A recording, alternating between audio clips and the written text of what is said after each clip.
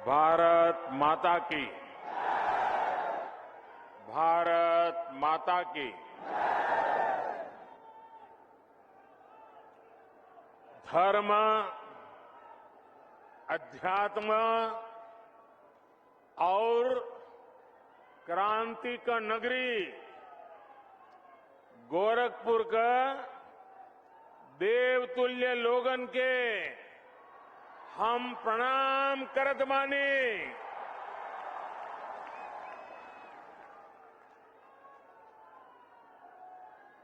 परमहंस योगानंद महायोगी गोरखनाथ जी, वंदनीय हनुमान प्रसाद पोद्दार जी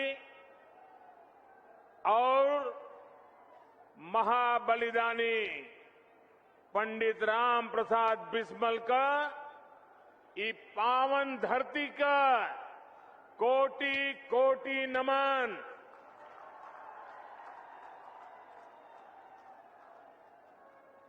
आप सब लोग जौने खाद कारखाना और एम्स का बहुत दिन से इंतजार करत रहिल। आज वो घड़ी आ गईल बा। आप सबके बहुत बहुत बधाई। मेरे साथ मंच पर उपस्थित उत्तर प्रदेश की राज्यपाल श्रीमती आनंदीबेन पटेल जी, उत्तर प्रदेश के यशस्वी कर्मयोगी मुख्यमंत्री योगी आदित्यनाथ जी, उत्तर प्रदेश के उप मुख्यमंत्री केशव प्रसाद मौर्य, डॉक्टर दिनेश शर्मा, भारतीय जनता पार्टी उत्तर प्रदेश के अध्यक्ष श्री स्वतंत्र देव सिंह जी, अपना दल की राष्ट्रीय अध्यक्ष और मंत्रिमंडल में हमारी साथी बहन अनुप्रिया पटेल जी, निषाद पार्टी के अध्यक्ष भाई संजय निषाद जी,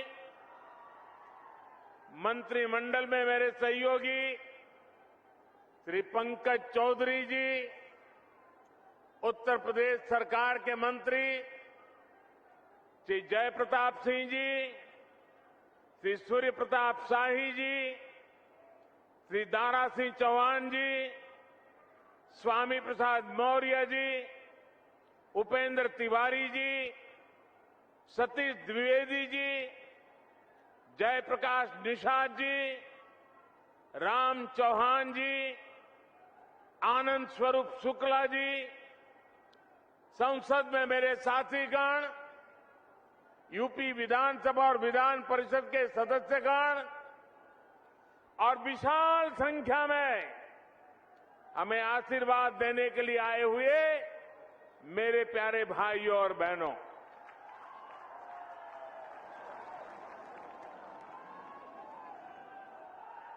जब मैं मंच पे आया तो मैं सोच रहा था ये भीड़ है, वो यहां नजर भी नहीं पहुंच रही। लेकिन जब उस तरफ देखा तो मैं हैरान हो गया, इतनी बड़ी तादाद में लोग, और मैं नहीं मानता हूं शायद उनको दिखाई भी नहीं देता होगा, सुनाई भी नहीं देता होगा। इतने दूर दूर लोग झंडे हिला रहे हैं।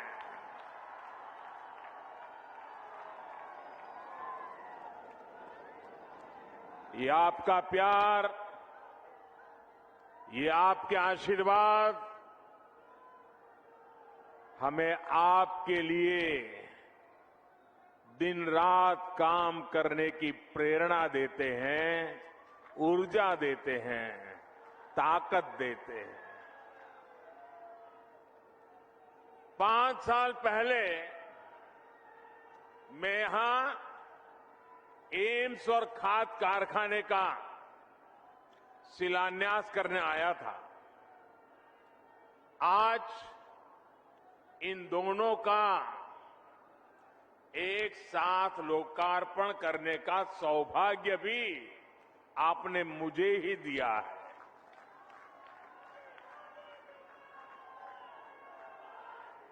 आईसीएमआर के रीजनल मेडिकल रिसर्च सेंटर को भी आज अपनी नई बिल्डिंग मिली है। मैं यूपी के लोगों को बहुत बहुत बधाई देता हूं। साथियों, गोरखपुर में फर्टिलाइजर प्लांट का शुरू होना, गोरखपुर में एम्स का शुरू होना अनेक संदेश दे रहा है। जब डबल इंजन की सरकार होती है तो डबल तेजी से काम भी होता है।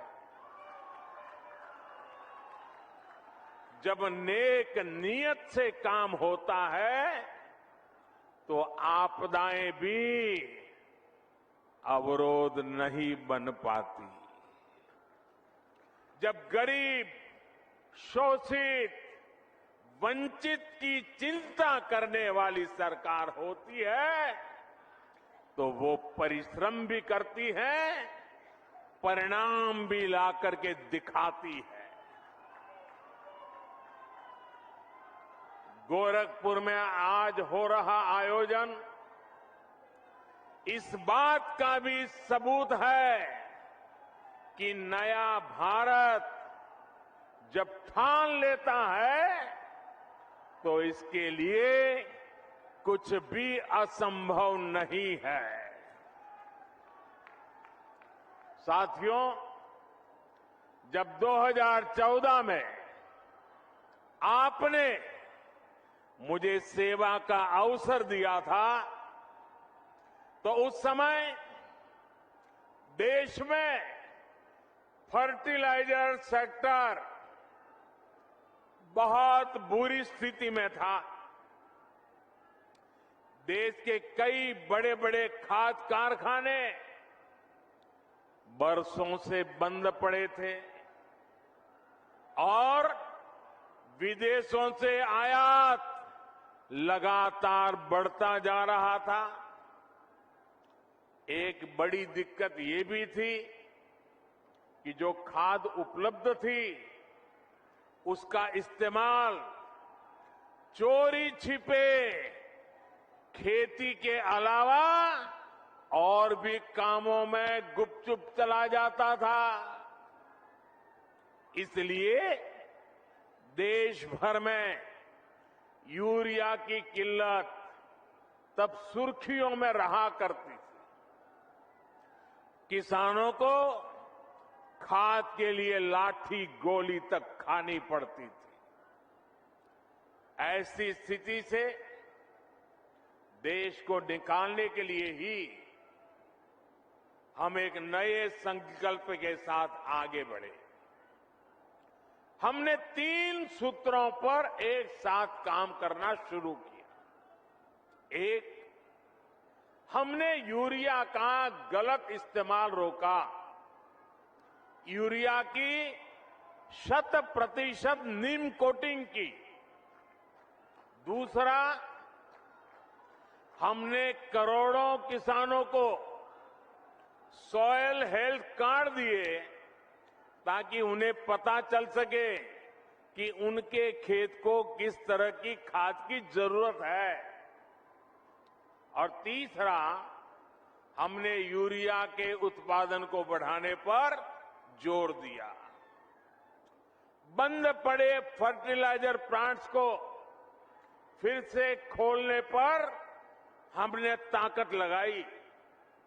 इसी अभियान के तहत गोरखपुर के इस फर्टिलाइजर प्लांट समेत देश के 4 और बड़े खाद कारखाने हमने चुने। आज एक की शुरुआत हो गई है बाकी भी अगले वर्षों में शुरू हो जाएंगे। साथियों, गोरखपुर फर्टिलाइजर प्लांट को शुरू करवाने के लिए एक और भगीरथ कार्य हुआ है। जिस तरह से भगीरथ जी गंगा जी को लेकर आए थे, वैसे ही इस फर्टिलाइजर प्लांट तक ईंधन पहुंचाने के लिए ऊर्जा गंगा को लाया गया है। पीएम ऊर्जा गंगा गैस पाइपलाइन परियोजना के तहत हल्दिया से जगदीशपुर पाइपलाइन बिछाई गई है। इस पाइपलाइन की वजह से गोरखपुर फर्टिलाइजर प्लांट तो शुरू हुआ ही है, पूर्वी भारत के दर्जनों जिलों में पाइप से सस्ती गैस भी मिलने लगी है। भाई और बहनों, फर्टिलाइजर प्लांट के शिलान्यास के समय मैंने कहा था, इस कारखाने के कारण गोरखपुर इस पूरे क्षेत्र में विकास की धुरी बनकर के उभरेगा। आज मैं इसे सच होते देख रहा हूं। ये खाद कारखाना राज्य के अनेक किसानों को पर्याप्त यूरिया तो देगा ही, इससे पूर्वांचल में रोजगार और स्वरोजगार के हजारों नए अवसर तैयार होंगे। अब यहां आर्थिक विकास की एक नई संभावना फिर से पैदा होगी। अनेक नए बिजनेस शुरू होंगे। खाद कारखाने से जुड़े सहायक उद्योगों के साथ ही ट्रांसपोर्टेशन और सर्विस सेक्टर को भी इससे बढ़ावा मिलेगा। साथियों, गोरखपुर खाद कारखाने की बहुत बड़ी भूमिका देश को यूरिया के उत्पादन में आत्मनिर्भर बनाने में भी होगी। देश के अलग अलग हिस्सों में बन रहे 5 फर्टिलाइजर प्लांट शुरू होने के बाद 60 लाख टन अतिरिक्त यूरिया देश को मिलेगा। यानी भारत को हजारों करोड़ रुपए विदेश नहीं भेजने होंगे, भारत का पैसा भारत में ही लगेगा। साथियों, खाद के मामले में आत्मनिर्भरता क्यों जरूरी है, ये हमने कोरोना के इस संकट काल में भी देखा है। कोरोना से दुनिया भर ने लॉकडाउन लगे, एक देश से दूसरे देश में आवाजाही रुक गई, सप्लाई चेन टूट गई। इससे अंतर्राष्ट्रीय स्तर पर खाद की कीमतें बहुत ज्यादा बढ़ गई। लेकिन किसानों के लिए समर्पित और संवेदनशील हमारी सरकार ने ये सुनिश्चित किया कि दुनिया में फर्टिलाइजर के दाम भले बढ़े, बहुत बढ़ गए, लेकिन वो बोझ हम किसानों की तरफ नहीं जाने देंगे। किसानों को कम से कम परेशानी हो, इसकी हमने जिम्मेवारी ली। आप हैरान हो जाएंगे सुनकर के भाइयों बहनों, इसी साल एनपीके फर्टिलाइजर के लिए दुनिया में दाम बढ़ने के कारण 43,000 करोड़ रुपए से ज्यादा सब्सिडी हमें किसानों के लिए बढ़ाना आवश्यक हुआ और हमने किया। यूरिया के लिए भी सब्सिडी में हमारी सरकार ने 33,000 करोड़ रुपयों की वृद्धि की। क्यों? कि दुनिया में दाम बढ़े, उसका बोझ हमारे किसानों पर न जाए। अंतर्राष्ट्रीय बाजार में जहां यूरिया 60-65 रुपये प्रति किलो बिक रहा है, वहीं भारत में किसानों को यूरिया 10 से 12 गुना सस्ता देने का प्रयास है। भाई और बहनों, आज खाने के तेल को आयात करने के लिए भी भारत हर साल हजारों करोड़ रुपए विदेश भेजता है। इस स्थिति को बदलने के लिए देश में ही पर्याप्त खाद्य तेल के उत्पादन के लिए राष्ट्रीय मिशन शुरू किया गया है। पेट्रोल डीजल के लिए कच्चे तेल पर भी भारत हर वर्ष 5-7 लाख करोड़ रुपए खर्च करता है। इस आयात को भी हम इथेनॉल और बायोफ्यूल पर बल देकर कम करने में जुटे हैं। पूर्वांचल का एक क्षेत्र तो गन्ना किसानों का गढ़ है। इथेनॉल गन्ना किसानों के लिए चीनी के अतिरिक्त कमाई का एक बहुत बेहतर साधन बन रहा है। उत्तर प्रदेश में ही बायोफ्यूल बनाने के लिए अनेक फैक्ट्रियों पर काम चल रहा है। हमारी सरकार आने से पहले यूपी से सिर्फ 20 करोड़ लीटर इथेनॉल तेल कंपनियों को भेजा जाता था।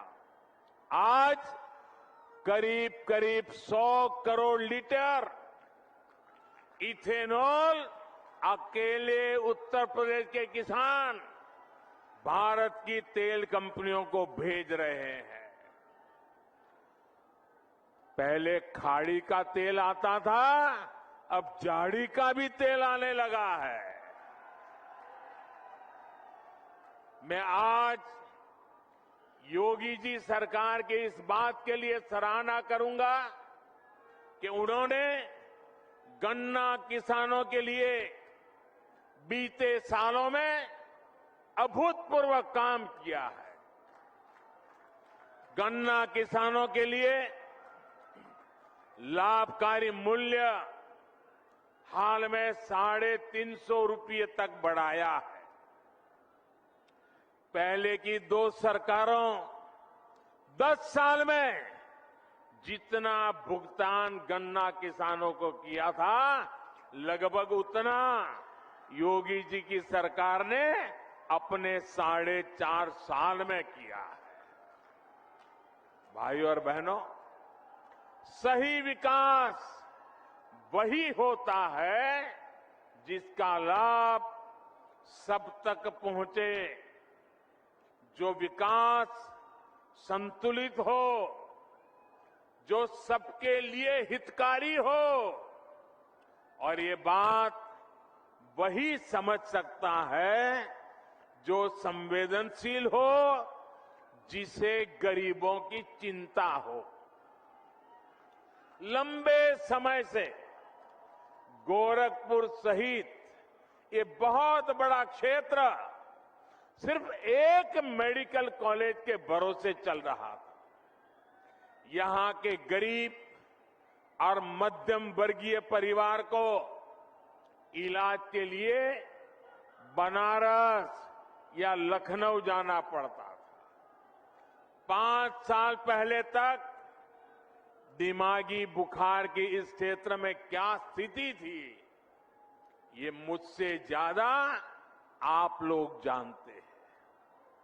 यहां मेडिकल कॉलेज में भी जो रिसर्च सेंटर चलता था, उसकी अपनी बिल्डिंग तक नहीं थी।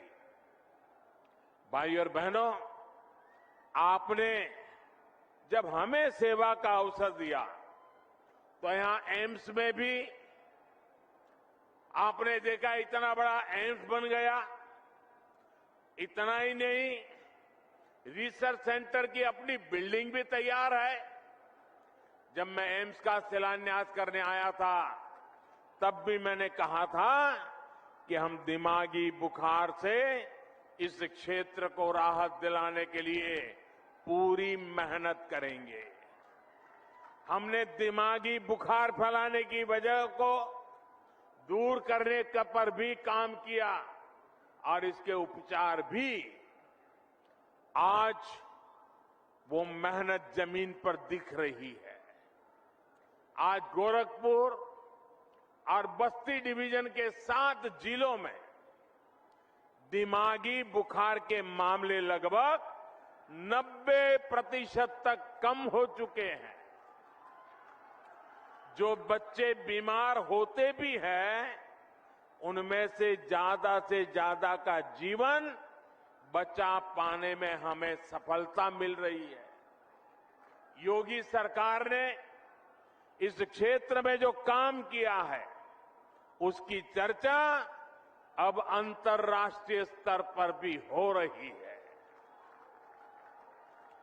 एम्स और आईसीएमआर रिसर्च सेंटर बनने से अब इंसेफ्लाइटिस से मुक्ति के अभियान को और मजबूती मिलेगी।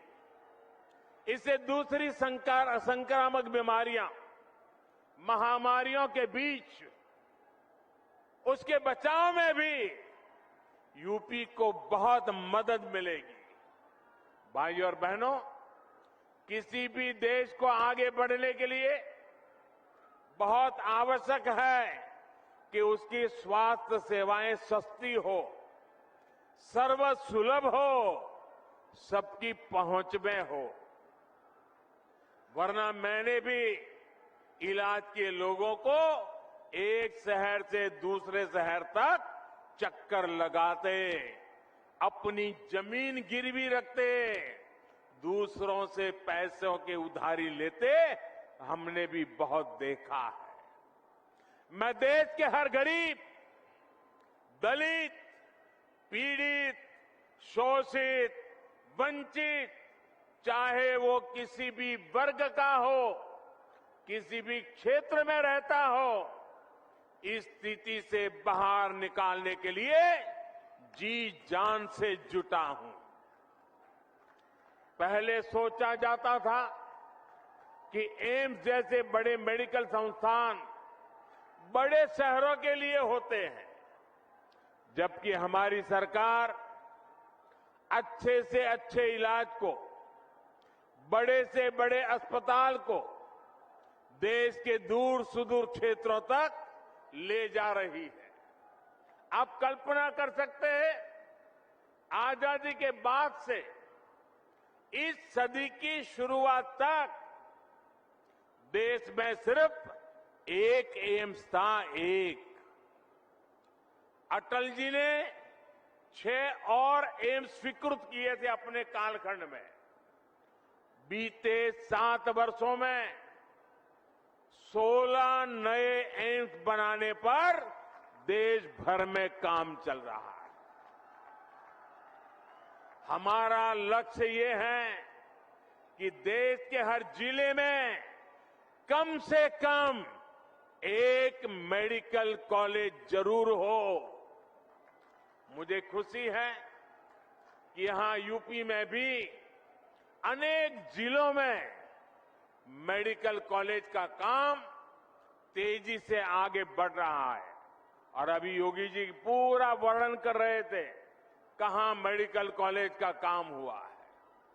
हाल में ही यूपी के 9 मेडिकल कॉलेज का एक साथ लोकार्पण करने का अवसर आपने मुझे भी दिया था।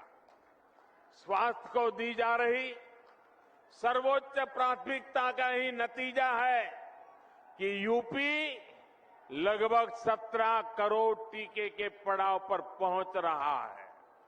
भाइयों और बहनों, हमारे लिए 130 करोड़ से अधिक देशवासियों का स्वास्थ्य, सुविधा और समृद्धि सर्वोपरि है। विशेष रूप से हमारी माताओं, बहनों, बेटियों की सुविधा और स्वास्थ्य, जिस पर बहुत ही कम ध्यान दिया गया। बीते सालों में पक्के घर, शौचालय, जिसको आप लोग इज्जत घर कहते हैं, बिजली, गैस, पानी, पोषण, टीकाकरण, ऐसी अनेक सुविधाएं जो गरीब बहनों को मिली है, उसके परिणाम अब दिख रहे हैं। हाल में जो फैमिली हेल्थ सर्वे आया है, वो भी कई सकारात्मक संकेत देता है। देश में पहली बार महिलाओं की संख्या पुरुषों से अधिक हुई है। इसमें बेहतर स्वास्थ्य सुविधाओं की भी बड़ी भूमिका है। बीते 5-6 सालों में महिलाओं का जमीन और घर पर मालिकाना हक बढ़ा है और इसमें उत्तर प्रदेश टॉप के राज्यों में है। इसी प्रकार बैंक खाते और मोबाइल फोन के उपयोग में भी महिलाओं की संख्या में अभूतपूर्व वृद्धि दर्ज की गई है। साथियों, आज आपसे बात करते हुए मुझे पहले की सरकारों का दोहरा रवैया, जनता से उनकी बेरुखी भी बार बार याद आ रही है। मैं इसका जिक्र भी आपसे जरूर करना चाहता हूं। सब जानते थे कि गोरखपुर का फर्टिलाइजर प्लांट इस पूरे क्षेत्र के किसानों के लिए, यहां रोजगार के लिए कितना जरूरी था। लेकिन पहले की सरकारों ने इसे शुरू करवाने में कोई दिलचस्पी नहीं दिखाई। सब जानते थे कि गोरखपुर में एम्स की मांग बरसों से हो रही थी, लेकिन 2017 से पहले जो सरकार चला रहे थे, उन्होंने एम्स के लिए जमीन देने में हर तरह के बहाने बताए। मुझे याद है, जब बात आर्या पार की हो गई, तब बहुत बेमन से, बहुत मजबूरी में पहले की सरकार द्वारा गोरखपुर एम्स के लिए जमीन आवंटित की गई थी। साथियों, आज का ये कार्यक्रम उन लोगों को भी करारा जवाब दे रहा है जिन्हें टाइमिंग पर सवाल उठाने का बहुत शौक है। जब ऐसे प्रोजेक्ट पूरे होते हैं तो उनके पीछे बरसों की मेहनत होती है, दिन रात का परिश्रम होता है। ये लोग कभी इस बात को नहीं समझेंगे कि कोरोना के इस संकट काल में भी डबल इंजन की सरकार विकास में जुटी रही, उसने काम रुकने नहीं दिया।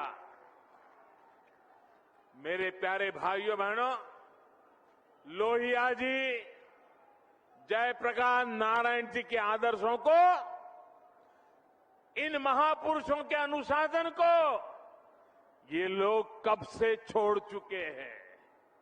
आज पूरा यूपी भली भांति जानता है कि लाल टोपी वालों को लाल बत्ती से मतलब रहा है। उनको आपके दुख तकलीफ से कोई लेना देना नहीं है। ये लाल टोपी वालों को सत्ता चाहिए, घोटालों के लिए, अपनी तिजोरी भरने के लिए, अवैध कब्जों के लिए, माफियाओं को खुली छूट देने के लिए लाल टोपी वालों को सरकार बनानी है, आतंकवादियों पर मेहरबानी दिखाने के लिए, आतंकियों को जेल से छुड़ाने के लिए। और इसलिए याद रखिए, लाल टोपी वाले यूपी के लिए रेड अलर्ट है, रेड अलर्ट, यानी खतरे की घंटी है। साथियों, यूपी का गन्ना किसान नहीं भूल सकता है कि योगी जी के पहले की जो सरकार थी उसने कैसे गन्ना किसानों को पैसे के भुगतान में रुला दिया था। किस्तों में जो पैसा मिलता था उसमें भी महीनों का अंतर होता था। उत्तर प्रदेश में चीनी मिलों को लेकर कैसे कैसे खेल होते थे, क्या क्या घोटाले किए जाते थे, इससे पूर्वांचल और पूरे यूपी के लोग अच्छी तरह परिचित है। साथियों, हमारी डबल इंजन की सरकार आपकी सेवा करने में जुटी है, आपका जीवन आसान बनाने में जुटी है। भाइयों बहनों, आपको विरासत में जो मुसीबतें मिली हैं, हम नहीं चाहते हैं कि आपको ऐसी मुसीबतें विरासत में आपके संतानों को देने की नौबत आए। हमें बदलाव लाना चाहते हैं। पहले की सरकारों के वो दिन भी देश ने देखे हैं जब अनाज होते हुए भी गरीबों को नहीं मिलता था। आज हमारी सरकार ने सरकारी गोदाम गरीबों के लिए खोल दिए हैं और योगी जी पूरी ताकत से हर घर अन्न पहुंचाने में जुटे हुए हैं। इसका लाभ यूपी के लगभग 15 करोड़ लोगों को हो रहा है। हाल ही में पीएम गरीब कल्याण अन्न योजना को होली से आगे तक के लिए बढ़ा दिया गया है। साथियों, पहले बिजली सप्लाई के मामले में यूपी के कुछ जिले वीआईपी थे, वीआईपी। योगी जी ने यूपी के हर जिले को आज वीआईपी बनाकर बिजली पहुंचाने का काम किया है। आज योगी जी की सरकार में हर गांव को बराबर और भरपूर बिजली मिल रही है। पहले की सरकारों ने अपराधियों को संरक्षण देकर यूपी का नाम बदनाम कर दिया था। आज माफिया जेल में है और निवेशक दिल खोलकर यूपी में निवेश कर रहे हैं। यही डबल इंजन का डबल विकास है। इसलिए डबल इंजन की सरकार पर यूपी को विश्वास है। आपका ये आशीर्वाद हमें मिलता रहेगा। इसी अपेक्षा के साथ एक बार फिर से आप सबको बहुत बहुत बधाई। मेरे साथ जोर से बोलिए, भारत माता की, भारत माता की, भारत माता की। बहुत बहुत धन्यवाद।